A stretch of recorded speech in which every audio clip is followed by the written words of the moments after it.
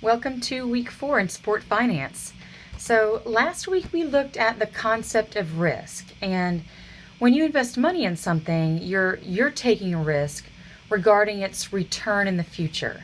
Did you put it in a place to invest where you're going to get more money back than that you would lose by not having that money? So, is it going to come back at a higher level, at a higher value, or a lower value than when you invested it? Did it earn 2%, which doesn't even keep pace with inflation, or did it earn 9%? Or maybe it earned negative 3%. So you take those various levels of risk when you invest your money somewhere.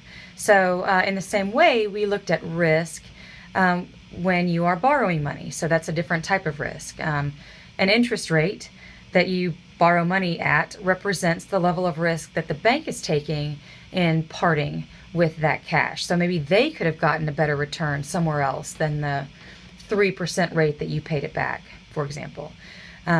So that was the concept of risk that we did last week. So financial exercise number 1, I finished grading those, and I put some feedback on your paper, just like I showed you in that tutorial a couple of weeks ago, where I kind of discussed how I like to give you feedback on your assignments.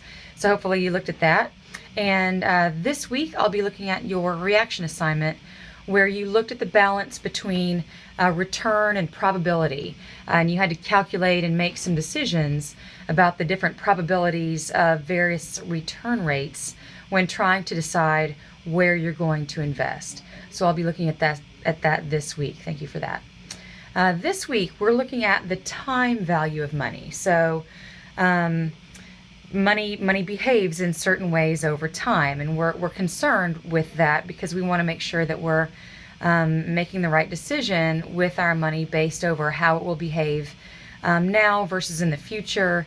And an example of that we're going to look at in sports has to deal with facility financing, is one of the biggest ones that we see. So stadiums and arenas are very expensive, and a lot of them are financed over periods of 30 or more years. So, how do franchises know that the money they're investing or financing a stadium today, how do they know what that's going to be worth in the future so that they can budget and plan that money in their operating budgets? So that's mainly what we're going to be looking at when we talk about the time value of money. I think we're also going to look at inflation a little bit. That's something that's kind of relevant in the current time.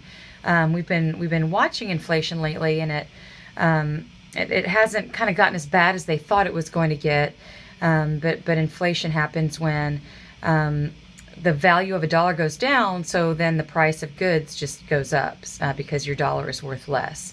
So it's just the idea that a dollar is worth less today than it was 20 years ago, and we'll see how that plays out in the future too. So your reaction assignment this week looks at the future value of money and the present value of money. So we're comparing and calculating values of money today and in the future. And like I mentioned, that's important when we consider things like stadium financing that occur over 30 years. And I think I have some examples in your course content about some stadiums that are now no longer even in use, but they're still getting paid for. And so that's a tough situation, but a reality for some sports teams. So like I explained this in the beginning of class, but the first half of this class is a little bit more math and formula and calculation based, as we learn to read and interpret some of the common financial concepts and economic forces in the business world. Sports is certainly related to a lot of these concepts because there are a lot of business aspects in sports. So this first half, we're doing a lot of math. Hang with it.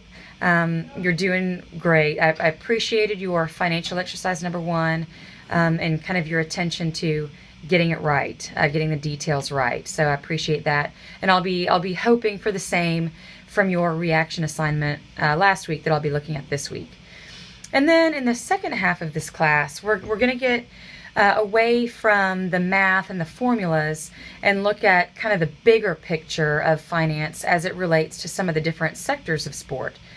So maybe the difference between some of the areas of sport that are private businesses and some of the areas of sport that are in the public sector.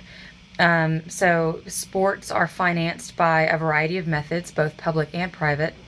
And we'll be looking at some of the differences and specifics of those methods in more detail in the second half of class. So I just wanted to tell you that I realize we're a little bit math oriented in this first half, in these first several weeks, and that's okay. You're doing great.